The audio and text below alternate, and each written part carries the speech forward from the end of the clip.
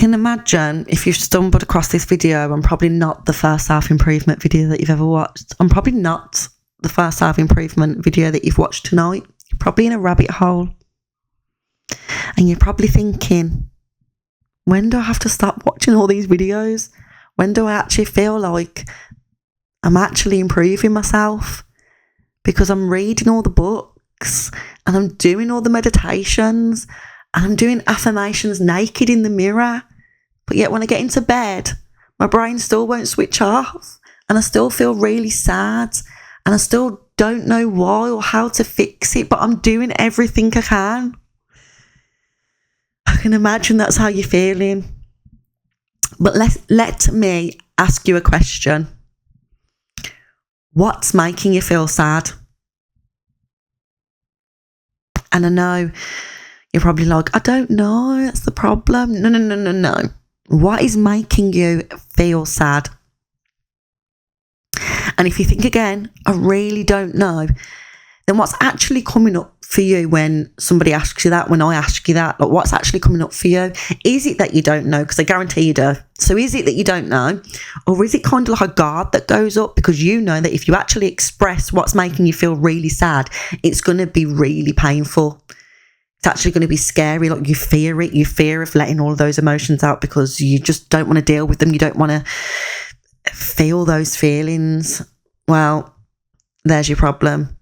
You cannot improve if you don't answer that question and you don't let all the painful things out and like listen. It's not nice.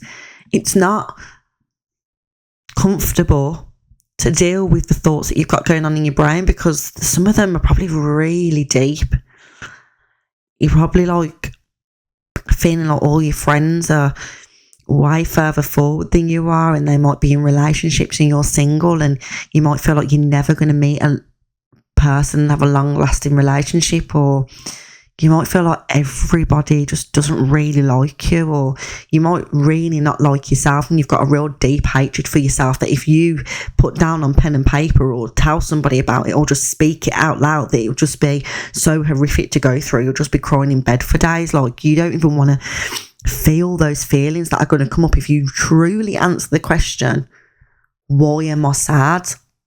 And I understand, like I've had to put on paper that I'm scared that I'll never be a mother and that I'm scared I'll never meet anybody. Like these are thoughts that you don't want to have. Like they're really painful and sometimes they're even unimaginable to put them down on paper. Like when I put that down, I'm like, oh my God, like what a horrible, scary fear. But you know, when you've got them all down on paper, sometimes they can actually look a little bit erratic and a little bit hasty. Like if I really come out of that journal and think, Sian, you've got so much time, you're literally 31 and you're worried that you'll never meet anybody. There's people that meet people at 60, there's people that meet people in their 40s, and you're 31, you're so young. But it's only when I get that out on paper that I'm able to be like, yeah, I'm carrying a lot of weight around that I probably don't need to carry around.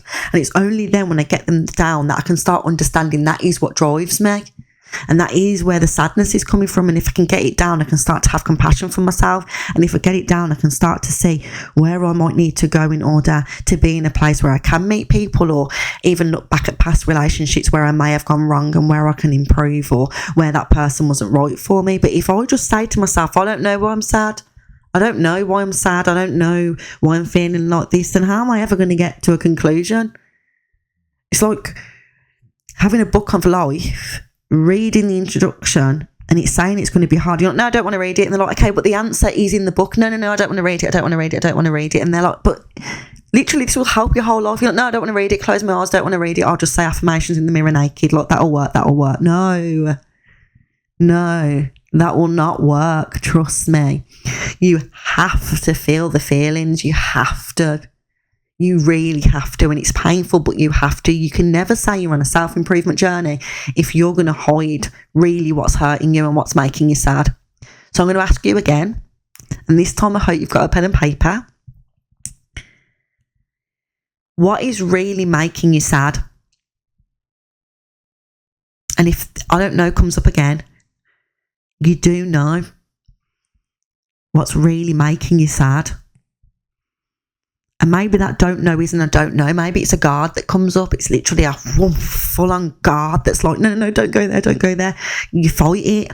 Why? Why am I feeling sad? What is making me feel sad? Keep asking yourself that question and write and cry. And know that there's so many people out there that's probably all got the same fears. And it's painful, but you can't work through it if you don't go through it. At the moment, you've heard there's a storm outside and you've gone downstairs in your soundproof, secure bunker and you're like, can't hear it. Storm? No, there's no storm. I'm in the bunker. Look, can you hear it? It's silent in here. Doesn't mean upstairs isn't getting absolutely trashed and damaged. Doesn't mean your whole self isn't getting hurt up there. Doesn't mean it isn't catastrophic up there because you're in a soundproof bunker.